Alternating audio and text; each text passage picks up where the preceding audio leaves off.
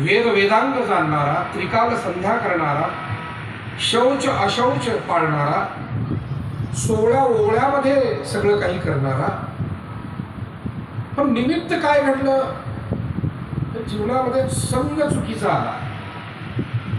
काही चुकीचं पाहिलं, काही चुकीच्या गोष्टी जीवनामध्ये तो, आणि त्या संगतीमुळे असं झालं की इतकं पवित्र परमार्थमय जीवन जगणारा नंतरचं आयुष्य मात्र तो वेश्यागमनी झाला. नाना प्रकारची व्यसनं, आणि हे जीवन त्याला, म्हणजे तो घर सोडून वेश्येच्याच घरी राहायला गेला. इतकं टोकाचं जीवन त्याचं बघा. मग काही वेळेला हे जीवन असं आहे, आणि काही वेळेला त्या वाल्या कोळ्यासारखा आहे. तो आधी जरी दुराचारी तरी सर्वोत्तमोची अवधारी. वाल्या कोळ्याचं चरित्र असं आहे की तो अगोदर दुराचारी किती आहे, तर त्याला अनेक लोक मारलेले आहेत. पण योगायोग त्याचं काही भाग्य, नारदांची भेट झाली. मला वाटतं जीवनामध्ये कुटुंबातल्या आई वडिलांच्या रूपानं असेल, नातेवाईकांच्या रूपानं, मित्राच्या रूपानं, साधू संतांच्या रूपानं, कोणी ना कोणी चांगले मार्गदर्शक जर आपल्या जीवनात जर भेटले तर समजावून घ्यायचं आपलं काहीतरी ते पूर्वपुण्य. कोणाच्या रूपानं भेटू द्या, पण चांगलं मार्गदर्शन करणारे, चांगलं सांगणारे. कारण या जगामध्ये माणसं गोड सांगतात, गोड बोलतात, पण चांगलं बोलत नाही. गोड बोलतात म्हणजे आपल्या स्वार्थाचं, प्रत्येक जण आपल्या स्वार्थाचं सांगतो. आपला स्वतःचा स्वार्थ असेल ना, मग दुसऱ्याला तो गोड बोलतो. नाही आपण हे केलं पाहिजे, आपल्याला हे करावं लागेल. अर्थात हे बोलणाराचा त्याचा स्वतःचा हेतू त्याच्यात जास्त असतो, आणि म्हणून तो ठासून पुन्हा पुन्हा. माणसं गोड बोलणारे भेटते, पण तुमच्या हिताचं सांगणारे. म्हणून कधी कधी वडील कडक बोलतील, आई थोडीफार रागावे, पण ते तुमच्या हिताचंच सांगते, ते चुकीचं सांगणार आहे. कदाचित काही मित्र गोड बोलतील, पण ते त्यांच्या स्वार्थाचं सांगतील. विठाला ज्ञानेश्वर महाराजांचं वाङ्मय असं आहे, जे तुम्हाला जे मार्गदर्शन आहे, अनेक अभंगांमध्ये शब्दातून ते किती मानवी जीवनाचं चिंतन केलं, किती बारकाईनं मार्गदर्शन केलं. महाराज म्हणतात, यावे तया काकुलती जे दाविती सुपंथ. बळच येऊन तुमच्याशी कुणी रोज गोड बोलत असेल, पण जर चुकीचं असेल तर ऐकू नका. आणि जे तुमच्या हिताचं सांगत असतील, तुम्ही स्वतः त्यांच्याकडे जा आणि क्यू काकुलतीला येऊन त्यांचं मार्गदर्शन घ्या. मला वाटतं नव्या पिढीला या गोष्टी सांगण्याची जास्त गरज आहे. आज तुम्हाला बळच येऊन माहिती देणार आहे, कारण हा बळजबरीचाच काळ आहे. बळच येऊन विकणारे दारात येऊन विक्री करतात की नाही, ही वस्तू घ्या, ती वस्तू घ्या. तसंच बळच येऊन सांगणारे सुद्धा आहेत. जसे विकणारे आहेत असे सांगणारे आहेत. पण काही सांगतील म्हणून ते ऐकून आहे. जे योग्य आहे ते ज्ञानेश्वरीतून मिळेल, जे योग्य आहे ते गाथेतून मिळेल, जे योग्य आहे ते वडीलधाऱ्या सज्जन अशा मार्गदर्शकांकडून मिळेल. तरुण सांगत म्हणायचे, मनुष्य वृद्ध झाला की त्याच्या अंगावरती, चेहऱ्यावरती सुरकुत्या पडतात, पण त्या सुरकुत्या सहज पडलेल्या नसतात, त्यामध्ये हजारो अनुभव साठवलेले असतात. म्हणून ज्या तरुण मुला मुलींना आपल्या जीवनात काही चांगलं जीवन जगायचं आहे, असा ध्यास आहे, त्यांनी वडीलधाऱ्यांचं मार्गदर्शन आणि त्यांचा सहवास केल्याशिवाय राहू नये. विठाला इथून मी बोलत गेलो. नारदांची भेट झाली, त्याचं भाग्य होतं, कारण ते चांगलं सांगणारे त्याला भेटले. नारद म्हणाले, अरे रत्नाकर, त्याचं नाव रत्नाकर होतं, बालापुळी त्याला म्हणायचं, तू करतोय हे पाप आहे. त्याने सांगितलं, पाप असो पुण्य असो, पण मी तुम्हाला मारणार, कारण या रस्त्यानं कुणी आला की मी त्याला मारतो, लुबाडतो. नारद म्हणजे मारायला काही हरकत नाही, मला काही त्याची भीती वाटत नाही. संत महात्मे जीवनाला समजून घेतलेलं असल्यामुळे त्यांना या सगळ्या गोष्टीची भीती नाही. तुकाराम महाराज सुद्धा जीवनाकडे पाहताना असंच म्हणतात, आम्हा भय चिंता नाही घात, जन्म मरण काही एक, झाला इहलोकी परलोक, आले सकळीक वैकुंठ.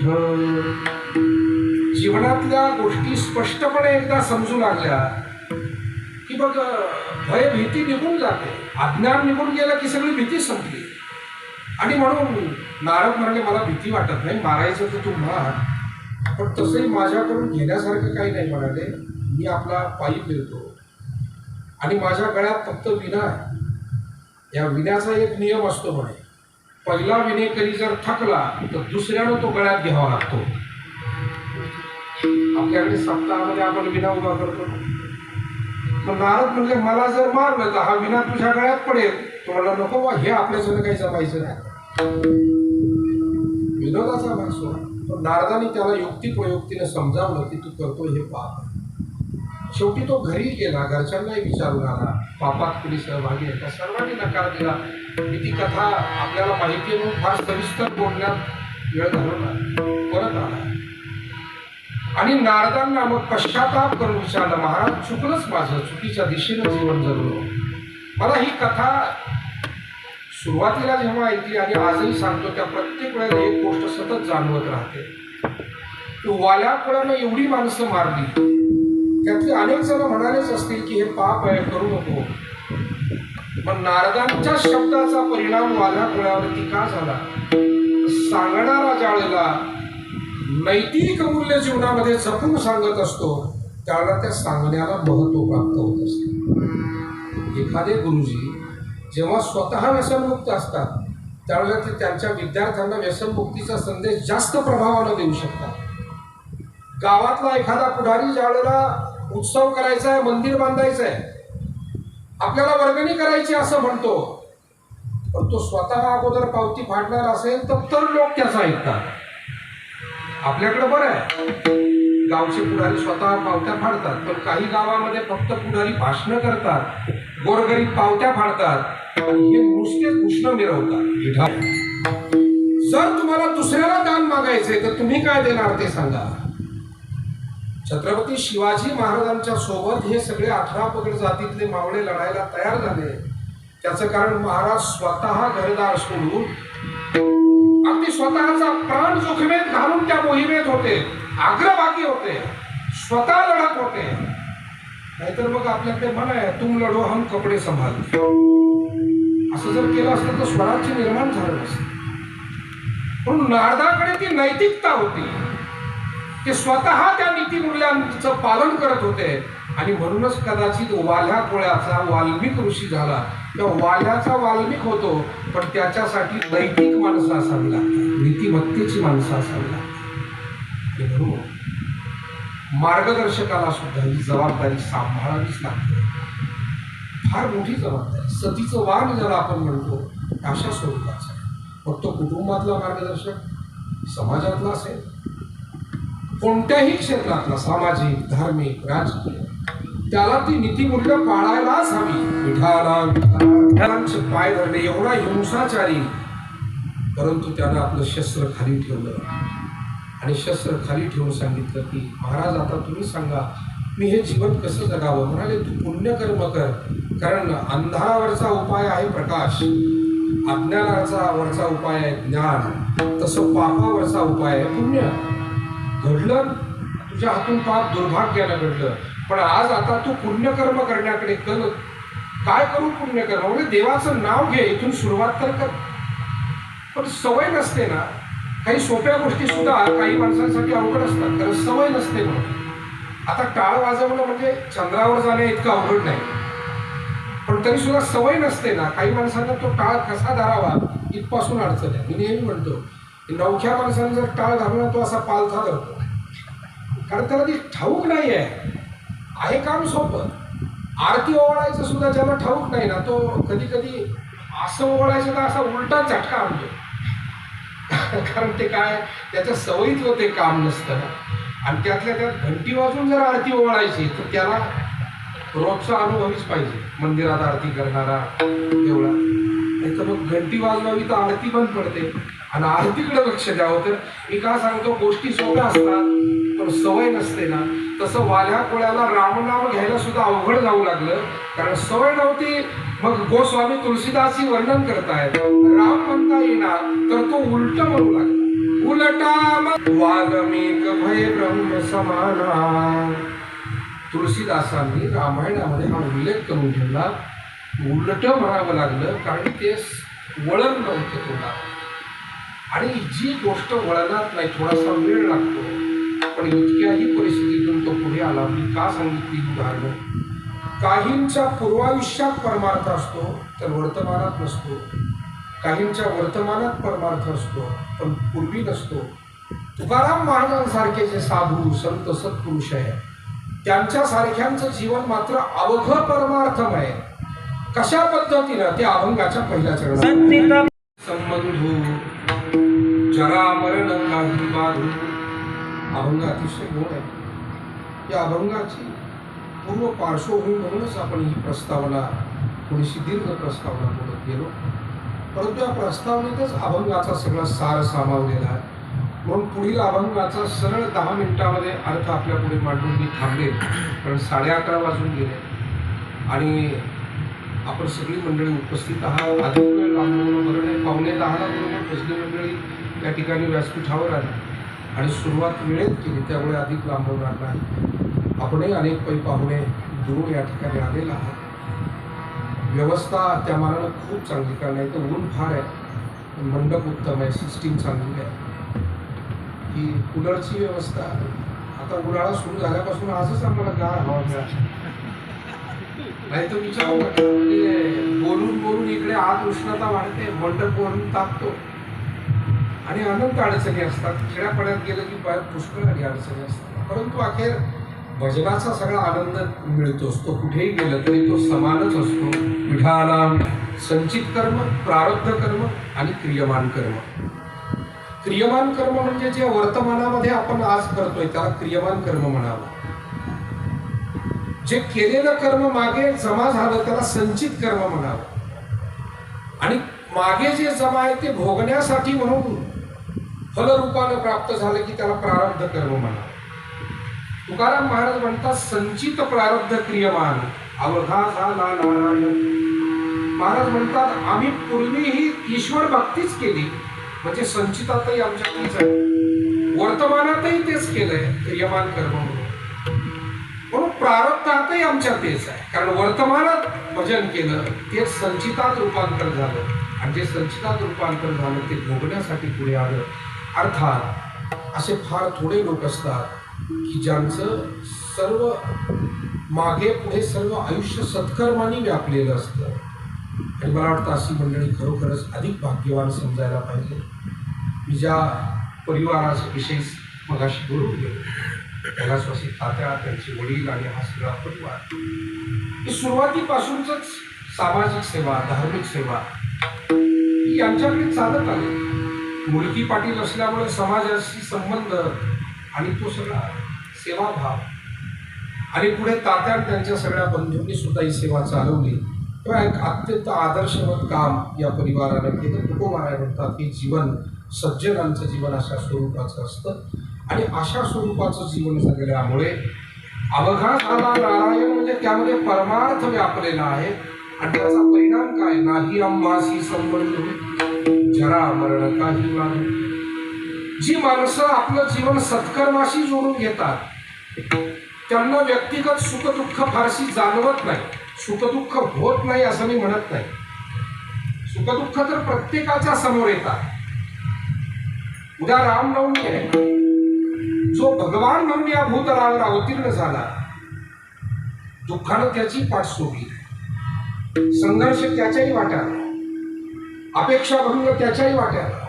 म्हणजे उद्या राज्याभिषेक आणि राज्यपदावर बसण्याऐवजी वनात जावं लागतंय, याच्यापेक्षा मोठा अपेक्षाभंग कोणता, याच्यापेक्षा विपरीत परिस्थिती आणखी कोणती. पण मृत्यू लोकाचा तो नियम आहे. इथे देव, साधू, जीव कोणीही जरी आलं तरी या सगळ्या गोष्टींना सामोरं प्रत्येकाला जावं लागतं.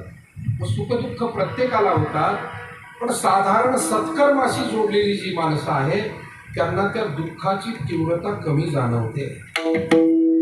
कारण जसं आपण म्हणतो ना की आता हा मंडप आहे आणि झाडं अवतीभोवती आहे, म्हणजे उन्हाची तीव्रता कमी झाली नाही, हे आपल्याला संरक्षण मिळालं. तसं सत्कर्माचं, सद्विचारांचं संरक्षण, त्यातून वाढणारं मनोबल, आत्मबल आणि त्या वाढलेल्या मनोबल आत्मबलामुळे होणाऱ्या दुःखाच्या तीव्रतेचा परिणाम तो कमी झाल्याशिवाय. पण दुःख ते देईल सर्व सुख फळ, होतील शीतळ अग्निज्वाळा, अशी फिलॉसॉफी मांडणारे तुकाराम महाराज. जगावेगळी फिलॉसॉफी. ते मला म्हणत नाही की आम्हाला दुःख होत नाही, पण आमच्यासाठी दुःखाचं रूपांतर सुखात झाल्याशिवाय राहत नाही. आम्ही तितके आशावादी आहोत असं तुकोबाराय म्हणतात. मिठाला त्यामुळे मला आणखी थोडासा विचार पुढे आला. जगात माणसं इतकी निराशावादी असतात की ते सुखाचं रूपांतर सुद्धा दुःखात करून टाकतात. निराशेने भरलेलं जीवन, आणि त्याच्यामुळे चांगलं जरी काही घडलं तरी ते चांगल्याकडे सुद्धा चांगल्या नजरेनं पाहत नाही. हे आता मागील वर्षी तोटा झाला होता, पण आता पैसे आले, मग आता समाधान व्यक्त करावं ना बापानं. पण निराशावादी जर विचार असतील ना, तर म्हणलं काय आता मागचं वर्ष तर ते असं अडचणीत गेलं, आणि मग या वर्षी तुमच्या चेहऱ्यावर का समाधान नाही? मिळाले ना पोरांना 2 पैसे, मिळाले, पण काय करतील त्या पैशाचं कोण जाणे. म्हणजे मिळाले तरीही चेहऱ्यावर दुःख, आणि मागील वर्षी मिळालं नव्हतं तरी दुःख. मी म्हणतो वाईटच करतील असं अगोदर समजून घ्या. याला निराशेचे विचार नाही. म्हणजे नेहमी घडेल ते वाईटच घडेल अशा ज्यांच्या संकल्पना डोक्यात चालू असतात, घडेल ते काहीतरी विपरीतच घडेल, त्याला म्हणावं निराशेचं जीवन. म्हणून निराशावादी माणसं सुखाचं रूपांतर दुःखात करून घेतात, निराशावादी माणसं हे दुःखाचं रूपांतर करून घेतात. आता आम्हाला त्या देहाचा संबंध उरला नाही, देह संबंधाचा विच्छेद झाला, आणि त्याच्यामुळे जन्म, जरा, मरण या सगळ्या गोष्टी आम्हाला तितक्या तीव्र वाटत नाही. कारण शरीराला जरी दुःख झालं तर कळून चुकलंय, शरीरच 2 दिवसाचं आहे, मग त्याला किती महत्व द्यायचं. इथे पूज्य माधवबाबांच्या आपण भूमीत आहोत. बाबांना अनेक वर्ष त्रास झाला, पण तो शरीराचा त्रास होता, त्यांच्या चेहऱ्यावरती कुठे तो त्रास कधी दिसला नाही, आणि त्यांनी मनाने स्वतःला कधी तो मानून घेतला नाही. पण साधू हा देहाला महत्व देत नाही. साधू नाही, देहाच्या जो काही देहाचा भोग आहे त्याला सामोरं जावं. मी एक अनुभव सांगतो. माझे सद्गुरू ब्रह्मलीन सद्गुरू नारायणगिरीजी महाराज, तर त्यांच्या धोंड शिरेवरती एक जखम झाली, आणि 1-2 महिने झाले तरी ती जखम काही बरी होईना. मग सगळे म्हणायचे की गार पाणी पायावर घेणं बंद करा, उभं राहून कीर्तन करणं बंद करा. वय झालेलंच होतं त्या काळात, 90च्या पुढे गेलेले होते. ती जुनी माणसं, हट्टी माणसं, त्यांना कोणी सांगायचं त्यांनी ऐकायचं हे काम नव्हतं. बसून कीर्तन करा असं म्हटल्यानंतर महाराजांनी दिलेलं उत्तर आहे, ते म्हणाले, अरे शेतकऱ्याला जाऊन विचारा, एकदा का बैल बसला की त्याच्यावर पोतं टाकतात म्हणे. बसायचं कुणाला सांगतात? उभ्यानं ज्या दिवशी देह पडेल त्या दिवशी पाहू. कारण त्यांचे गुरु तसेच होते, बंकट स्वामी महाराज. ते दोर धरून कीर्तन करायचे, आणि नारायणगिरी महाराज असे जुनी माणसे. शरीर आहे म्हणाले, होतच असतं त्याला त्रास, झाला म्हणून काय झालं, दुःख होणं. म्हणजे सामान्य मनुष्य त्या दुःखाकडे कसा पाहतो? असा पाहतो, आई आई आई आई. इतकं दुःख एकपट असतं, आणि त्याचं कौतुक. आता कौतुक हा जरा मी थोडासा चांगला शब्द वापरला, सोजवळ बोलताना तुम्ही त्याला कौटल म्हणता. काय म्हणता? कौटल. तर त्या दुःखाचं कौटल जास्त असतं. सामान्य मनुष्य विवळतो काय. मोठी माणसं, ज्या छत्रपती शिवरायांसाठी अंगावर घाव झेललेले त्यांचे अनेक सहकारी होते. तो बाजी प्रभू असेल किंवा नरवीर तानाजी मालुसरे असेल, या घावाचं सुद्धा त्यांना दुःख झालं नाही, कारण त्यांची ध्येय इतकी उदात्त होती की छोटे मोठे घाव त्यांना दुःखच देत नव्हते. समाजाला शहाणं करणं, समाजातल्या अनिष्ट प्रथा मिटवणं, अंधश्रद्धा मिटवणं, समाज सुखी करणं, सद्विचार त्याला देणं, इतकं उदात्त ध्येय घेऊन निघालेले असल्यामुळे महाराज म्हणले, मला शरीराची कोणती पीडा होत नाही. नाही आम्हासी संबंधू जरा मरण काठवा भावे अवघे व्यापियले देवे.